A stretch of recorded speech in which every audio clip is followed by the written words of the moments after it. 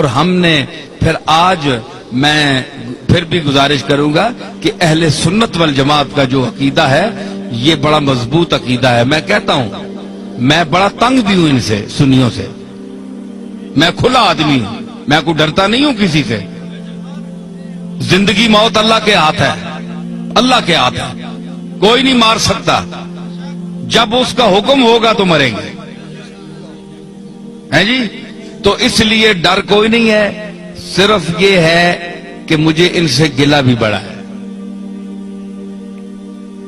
کہ یہ سمجھتے ہیں کہ ہمارے مسلک کی ترجمانی کی جائے تو ہماری ساری ان باتوں کو مان لیا جائے جن کا ہمارے پاس ثبوت نہیں ہے اور ہم نے اپنی طرف سے گھڑ کر اس کو دین میں شامل کر لیا ہے. ان کو بھی مانو تب سنی ہو, یہ میں نہیں مانتا. ٹھیک ہے, چاہے بریلوی حضرات تنگ ہو, چاہے کوئی بھی تنگ ہو. کئی لوگ کہتے ہیں جناب تم اپنا مذہب بتاؤ کہ تم بریلوی ہو, دیوبندی ہو, شیعہ ہو, اہل قرآن ہو, تبلیغی ہو, کیا بلا ہو.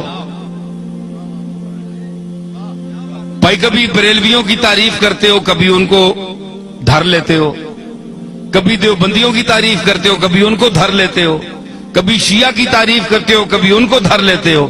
تم یہ چکر کیا ہے, تم ہو کیا؟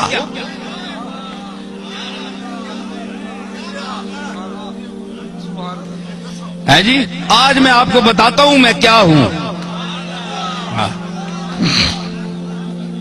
دیکھیں صاحب, یہ ان کا سوال بجا ہے کہ یہ سارے لوگ ان کی تعریف کرتے ہیں اور کبھی جو بہت خوش ہوئے ہوتے ہیں وہ دیوبندی بھی کہتے ہیں یار یہ تو ہمارا آدمی ہے, یہ دیوبندی ہے. وہ دوسرا خطاب سنتے ہیں وہ کہتے ہیں تب تن کے رکھ چھوڑیا سسا. بریلوی کہتے ہیں جناب یہ ہمارا ہے, تو دوسرا خطاب سنتے ہیں اس میں کوئی ان کی بات ہوتی ہے, ان کو دھر لیتا ہوں, وہ کہتے ہیں یہ گیا, یہ تو کچھ بھی نہیں ہے, ہمارا تو نہیں ہے. شیعہ کہتے ہیں اہل بیت کی تعریف اس سے بڑھ کر کسی نے کی نہیں, کبھی ان کو بھی کوئی چٹکی لگا دی, وہ کہتے ہیں یار ہمیں بھی ہماری خبر بھی لے گیا. اہل قرآن, تبلیغی, اہل حدیث تعریف بھی کرتا ہوں, مذمت بھی کرتا ہوں. وہ کہتے ہیں یہ چیز کیا ہے, یہ ان کی معجون مرکب کیا ہے, حدود اربع ان کے کیا ہے. تو میں گزارش کروں, بات یہ ہے کہ میرا کوئی ذاتی مذہب نہیں ہے, نہ آپ کا کوئی ذاتی مذہب ہونا چاہیے. ہمارا مذہب, ہمارا عقیدہ, ہمارا مذہب, ہمارا مسلک, ہمارا نظریہ, ہمارا اندیہ وہ ہونا چاہیے جو اللہ کی آخری کتاب قرآن مجید میں آیا ہے, یا جناب محمد الرسول اللہ سے جو عقیدہ, جو طریقہ ثابت ہے وہ آپ کا اور میرا عقیدہ ہونا چاہیے. ٹھیک ہے نا, یہ مسلمان کی تعریف ہے. تو ہر یاد رکھیے کہ ہر مذہب میں, ہر مسلک میں افراط و تفریط ہے, یا کوئی کسی بات میں گھٹ جاتا ہے, بہت دالیوں لے ونن تے بعض جگہ وہ اتنی شدت کرتے ہیں کہ حد سے بڑھ جاتے ہیں. میانہ روی, حضور نے فرمایا خیر الامور اوسطھا, یہ آپ کا ایسا جملہ ہے کہ پوری کائنات کے ہر چیز پر اس کا اطلاق ہو سکتا ہے. پوری کائنات, ہر عمل, ہر نظریہ, ہر نقطہ, یہ سرکار مدینہ کا وہ ارشاد ہے. میں اس کی تعریف کروں کہ فرمایا کہ ہر چیز میں درمیانہ روی اختیار کرو, ہر چیز میں.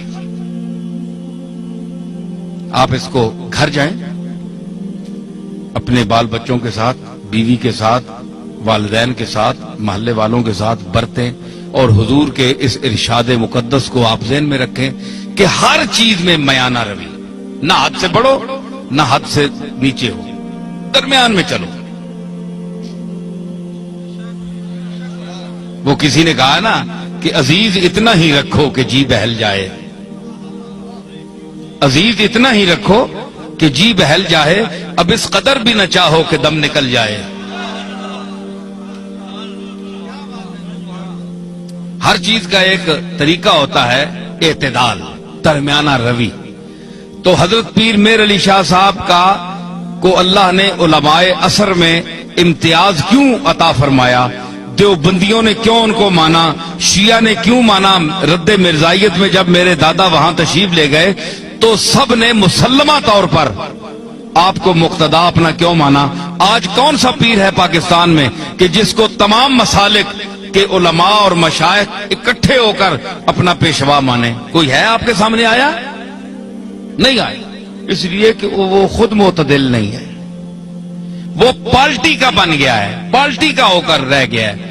اس نے کہا ہے کہ اگر میں شیعہ ہوں تو میں نے شیعہ کی حمایت کرنی ہے، چاہے شیعہ غلط ہے میں نے شیعہ کو ثابت کرنا ہے، دیوبندی ہے تو اس نے کہا میں نے دیوبندیوں کو ثابت کرنا ہے چاہے وہ غلط ہی کریں، بریلوی ہیں ان کو میں نے ثابت کرنا ہے چاہے غلط ہی کہیں، میں نے ان کی تائید کرنی ہے۔ پیر میر علی شاہ صاحب میں یہ خوبی تھی کہ اللہ نے ان کو علم وافر کے ساتھ عقل سلیم بھی عطا کی تھی، اور وہ میانہ روی اور اعتدال حضور کے اس ارشاد کو سامنے رکھتے ہوئے کہ خیر الامور اوسطھا، کہ ہر چیز میں میانہ روی اختیار کرو، حدوں نہ ودو تے حدوں لو بھی نہیں، تھلے بھی نہ ہو جو تکو نا اے ترکڑی تول لینا تولتے ہیں نا تے او جی وچ لوہا ہونا ہے اساں تکنا ہے دکاندار پہ یہ ایتھے بالکل جس لئے انجا آونجے نا سدھا اس ویلے تولا جو برابر ہونا، انصاف ہے ترازو ہے جی۔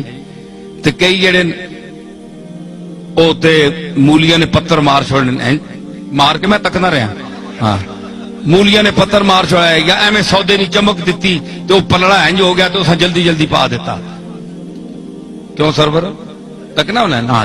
اچھا تو مطلب ہے کہ دھوکہ دے دیا، چکر دے دیا، تو مطلب یہ ہے کہ وہ سودا وہاں جاتا نہیں پورا، صرف ٹچ کر کے اس کو نیچے کر کے چکر دے کے چلے جاتے ہیں۔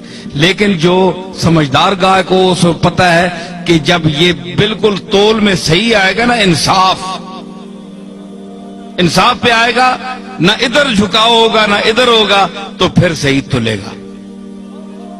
اس کو کہتے ہیں اعتدال، درمیان میں نہ ادھر نہ ادھر۔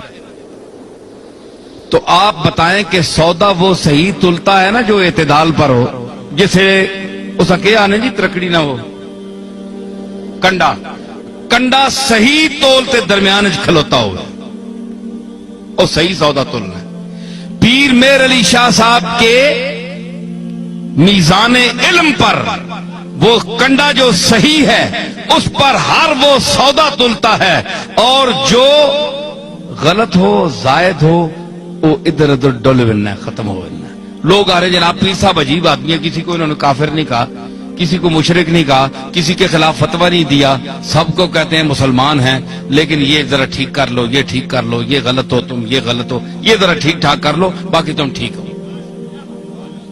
پیر میر علی شاہ صاحب یہی کہتے ہیں نا۔ تو ہمارے یہ آج کے بعض بریلوی حضرات یہ کہتے ہیں جناب کہ انہوں نے اتنا علم ہونے کے باوجود انہوں نے کیوں کسی کو کافر نہیں کہا؟ دیوبندیوں کو کافر کیوں نہیں کہا پیر میر علی شاہ نے؟ اتنا بڑا عالم ہے، اور دوسرے لوگوں کو کیوں نہیں کہا؟ بھائی کوئی کفر کی بات سامنے آئے تو کافر کہیں، ان کی تصانیف آپ پڑھیں، تو یہ اتفاق کے ساتھ بالاتفاق یہ بات جو ہے یہ آپ ذہن میں رکھیں کہ چاہے بریلوی ہو، چاہے دیوبندی ہو، شیعہ ہو، کوئی بھی ہو، اگر اس کے دل میں اس کے زبان سے ایسا جملہ نکلتا ہے جو رسول اللہ صلی اللہ تعالی علیہ وسلم کی گستاخی پر مبنی ہے، وہ حضور کو لوگوں کی نظروں سے گرانا چاہتا ہے، وہ دائرہ اسلام سے خارج ہے۔ ٹھیک ہے، باقی ہمارے بزرگوں کو نہ ماننے والا کافر نہیں ہوتا، ٹھیک ہے نا جی؟ ہمارے بزرگوں کو نہ مانے، کوئی داتا صاحب کو نہ مانے، وہ اللہ خود ہی منوا لے گا، وہ خود ہی پکڑے گا۔ اگر اللہ کے مقبولوں کے ساتھ کوئی زبان درازی کرتا ہے تو اللہ بڑا غیرت مند ہے، وہ نہیں چھوڑتا۔ اس نے کہا تھا بس تجربہ کر دیم دری دیر مکافات، با درد کشاں ہر کے در افتاد بر افتاد۔ حافظ نے کہا کہ ہم نے اس دائر مکافات میں بڑا تجربہ کیا ہے۔ یہ دائر مکافات ہے نا، بدلہ یہی مل جاتا ہے انسان کو، جو کسی کا حق دبائے، جو یتیموں کا مال کھائے، کتنے گیا وہ شکیل؟ ٹھیک ہے خلیل، ٹھیک ہے نا؟ تو مطلب ہے آپ کے علاقوں میں بھی ایسی چیزیں ہیں کہ جو غریبوں کا مال کھاتے ہیں، یتیموں کا مال کھاتے ہیں، اور ان کے یتیم رشتہ دار جو ہیں وہ دوسروں کے مدرسوں میں پلتے ہیں جا کر. سمجھ آئی؟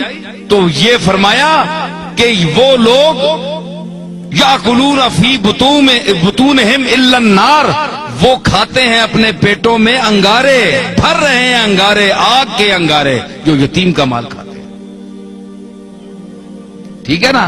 تو کہتے ہیں انہوں نے کیوں نہیں فتویٰ لگایا؟ بھائی فتویٰ انہوں کا دیکھے، جو رسول اللہ کی گستاخی کرے گا، حضور کو کے متعلق، اور سب سے وہابیوں کے جو سربراہ ہیں، اپنا نہیں کیا نام ہے، ابن تیمیہ، وہ ان کے بھی جد اعلیٰ ہے. تو مطلب ہے عقیدے میں جد اعلیٰ ہے.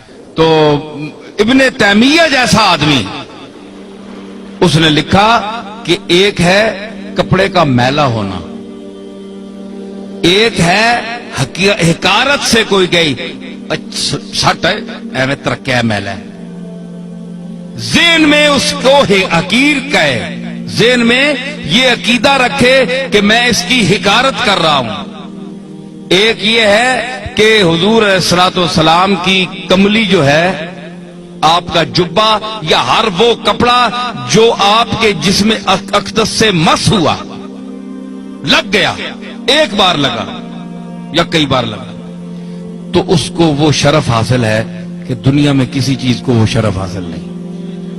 ٹھیک ہے؟